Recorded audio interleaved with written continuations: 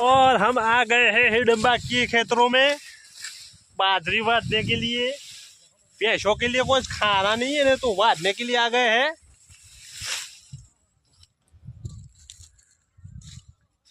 और हारू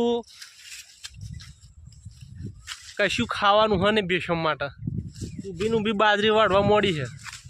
બાજરી રાની લઈએ છે પણ કોક તો તને ઢોરો નાખવું પડશે ને એટલે બે આયા છીએ ખેતરમાં બાજરી વાળવા। ચાલે એવું નહીં એટલે બાજરી તો બધી ઊંઘી જ જી છે। આ થોડી ઘણી ઊભી છે। હવે આવા ભાઈ જો રોકાય થોડા તો બાજરી વાળવાનો મેળ પડે।